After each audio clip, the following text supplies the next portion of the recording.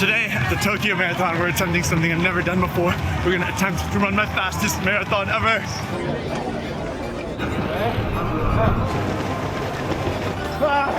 We did it! For the past few years, I've been running marathons around the world with one long-term goal: break 3 hours. Based on my training coming to this race, it's still a bit of a long shot. The workouts say I can break 3:30, but I'm not comfortably close. That means today everything has to be almost perfect. Pacing, fueling, execution, no mistakes. In this video, you're going to see the full race strategy, my pacing plan, fueling plan, the real-time data from my watch, and whether I can actually pull off a sub 3:30 today. By the end of this race, we'll know if this is a breakthrough or just another step closer to my goal. If you didn't know, I ran a 4:22:44 at the Chicago Marathon October of last year. Now it is officially March 1st at the Tokyo Marathon. I ran a 3. So I want to thank Runna for sponsoring this video. They made this trip happen. They made my training plan happen, and I will have a link down below if you do want to train with Runna down below. Now, how do I prepare for a world major marathon? First, it starts with the training plan and the strategy beforehand. Months of effort and work. That is the most important part.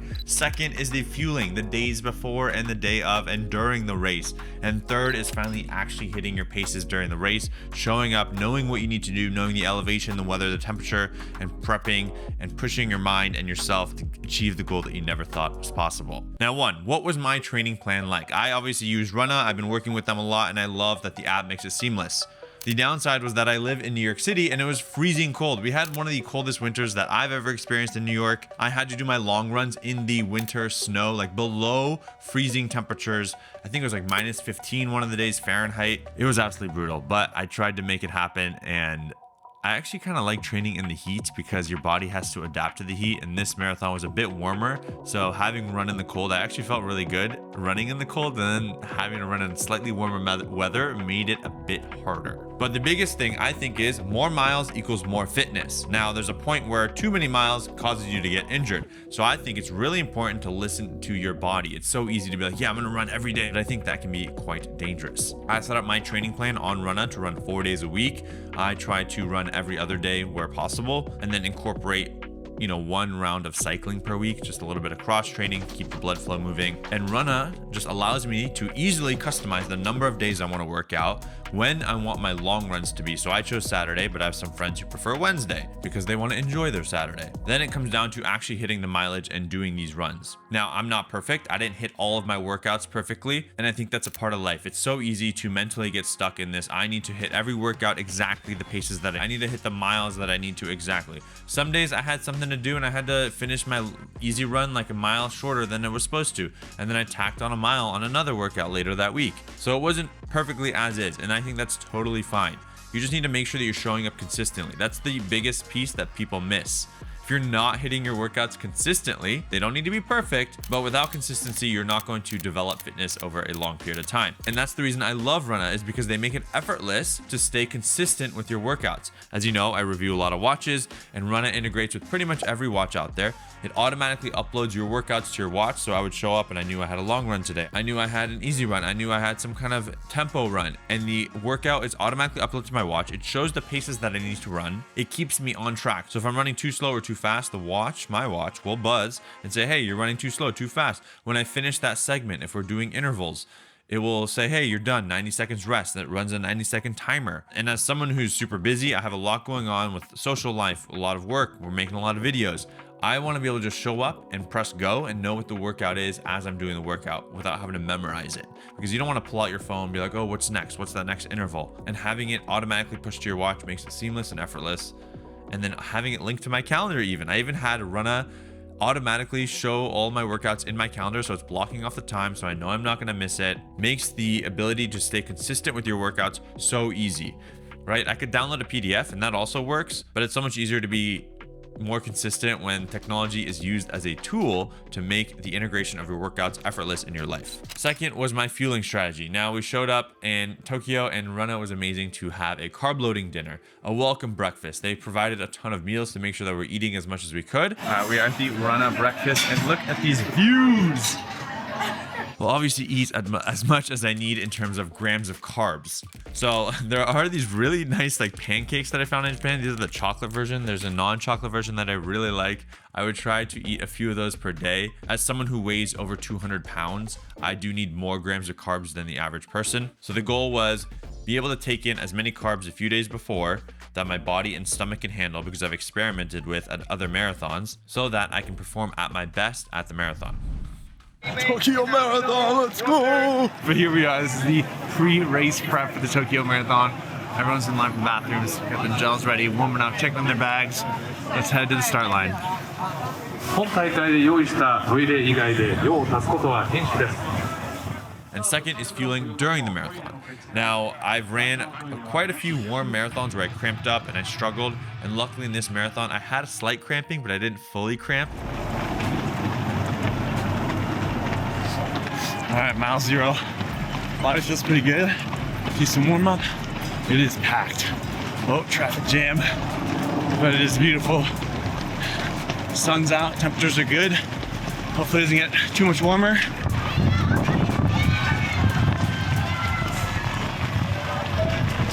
First K, let's go.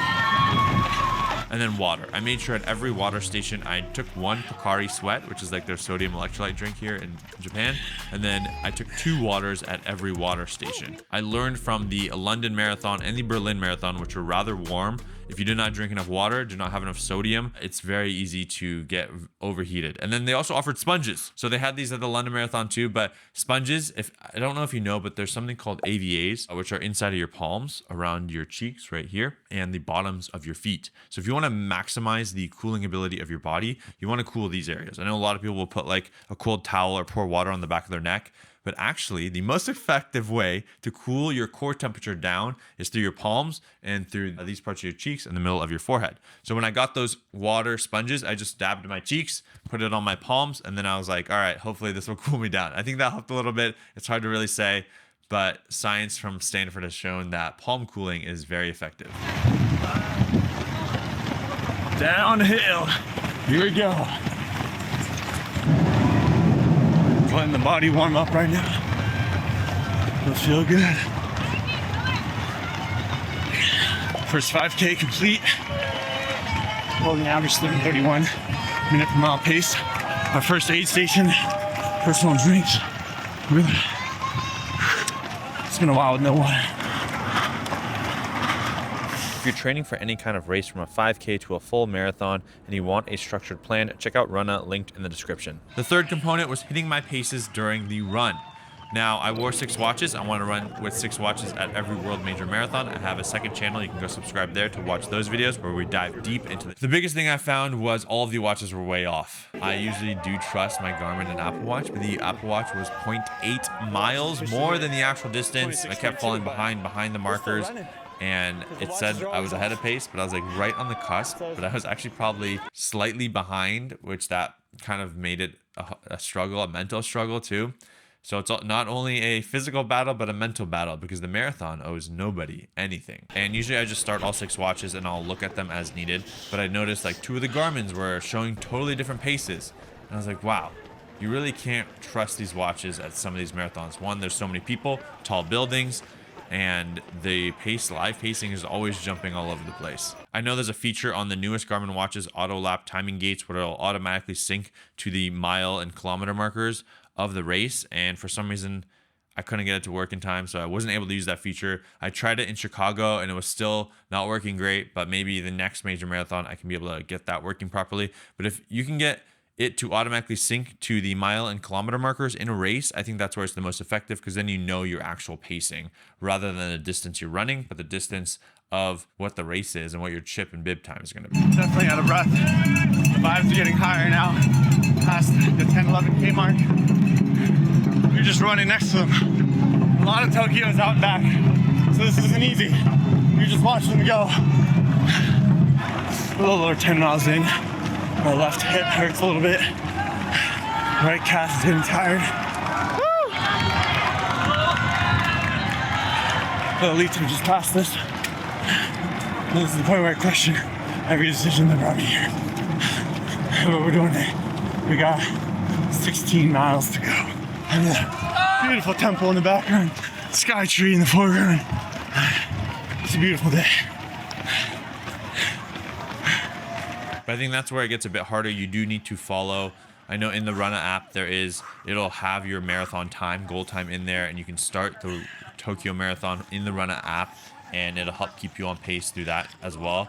The only issue is at about like mile 20, I started to fall apart, and I was just going too slow. So then my watch was like, "You're too slow, too slow, too slow," and I was like, "I know," and it kind of frustrates you. It becomes another struggle of like, all right, just stop telling me that. I know I'm too slow. Give me a break. So you're fighting against technology sometimes. Technology is a great tool, but at the same time, sometimes it can be a bit frustrating. Now, what was my overall Tokyo Marathon experience like in terms of how I felt throughout? Now, starting out, I don't know. I wore these Alpha Flies, these Nike Alpha Flies, and honestly, I think that might have been a bad idea. I've worn these shoes before. I've run one of my fastest half marathon in these, but I think I might have overused them. I was a little cheap and didn't want to buy new shoes. Naughty Shervin. But my feet don't love these shoes. Alpha Flies, never again. But hey, feel good. I think I'm running a little too fast. Oh, it's okay. I need to slow down my breathing. But if it's falling asleep, it always happens in these shoes. Maybe I tied my shoes too tight. But temperatures moderate, increasing. The bubbles or something, I might have popped them, but on the left foot, it felt like I was deflated. And my legs felt extremely heavy the entire race. Like I never got the runner's high. I never felt like I was in the zone.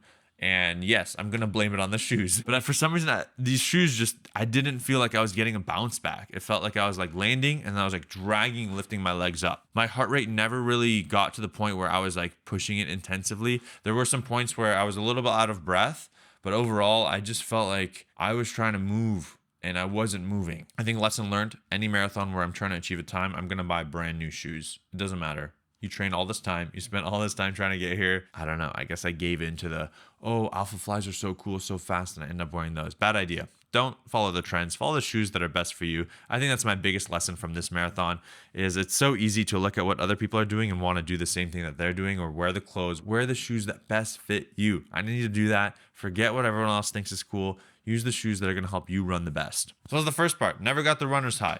Then I was like, all right, just keep running, keep running. It was a mental battle the entire marathon. I've never ran a marathon where the entire 26 miles, 42 kilometers was a challenge. I never felt good the entire race because of that. 20K. 1 hour, 38 minutes.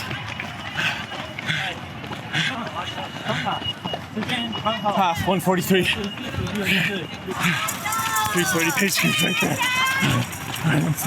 Fuck. A little more than halfway. And this is absolute death. Now the first 10 miles, they were tough. It was challenging. And then I got to about the half marathon point, and I think that's where I finally saw people. I saw my family, I saw my friends, I saw the Runna cheer squad, and having people there cheer for you is so motivating. The Tokyo Marathon is one of the quietest marathons I've ever ran, but having people cheer was so helpful. So my biggest recommendation is if you do have friends who are nearby in the city, having people cheer for you is motivating. I think I was like in the pain cave, I was struggling, I wanted to give up. And then having friends cheer for me, like that was a point where I would smile, I'd raise my arms, and even just like smiling in that moment made me feel better because I wanted to make sure that they thought I was happy. So I acted happy, and for the next few minutes, I felt a little more happy. Then we got to about mile 15, 16. That's the point where I start to black out and everything just starts to become a blur. It becomes very hard to film, to pull out the camera. Like 19.7, maybe 5 miles in. Holy shit. Marathon owes you nothing. Then came around mile 19, mile 20, and it seems like every marathon I have hit a wall. My legs just would not work anymore. I could say I bonked. I've had the moments where I don't feel like I have energy, but this didn't feel the same. 330 is just running by. God damn. Like I felt tired where it's like it's hard to run and you feel exhausted and you can't move.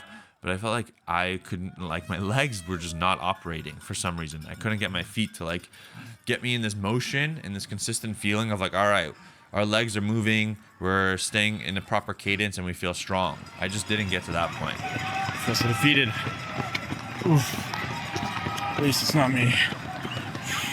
You're like trying to push this thing uphill, and I was like, I don't have the sensation of I'm going downhill. Almost like the momentum of me running is carrying me a little bit through. Just give up right now. But I keep telling myself, Just keep running. Just keep running. Doesn't need to be fast. Just keep running. So go, Tyler.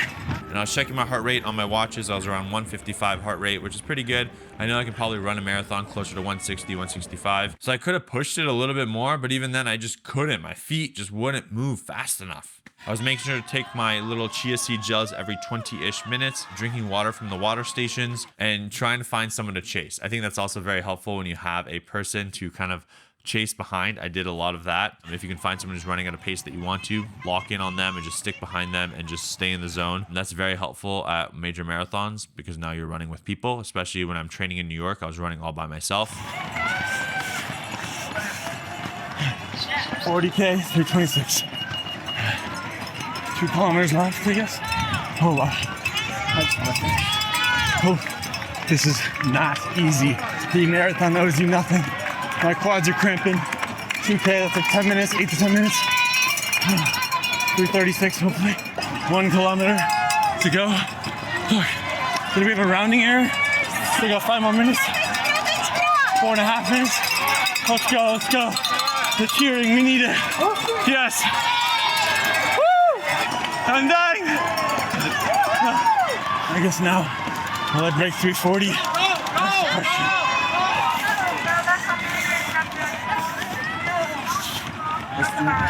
Let's do it. We gotta pick it up. 42K. And then we finished. But I was not as happy with my race results. If you want to train, use Runna down below. That's my preferred app. They make it seamless, effortless, and they help you achieve your goals and become faster. There'll be a link down in the description. Use discount code Shervin. Oh, we have completed the Tokyo Marathon 2026. I'm absolutely dead. I did learn a lot, and in every marathon I take these learnings into the next one so I don't make the same mistake again. No more electrolytes, proper carbing. Now it's proper shoes. And hopefully in the next marathon, I will achieve my goal of sub 330 and then finally work my way to a sub 3-hour marathon. My official time at the Tokyo 2026 marathon was 3:39:29. Subscribe, turn notifications. We'll see you in the next video. Peace.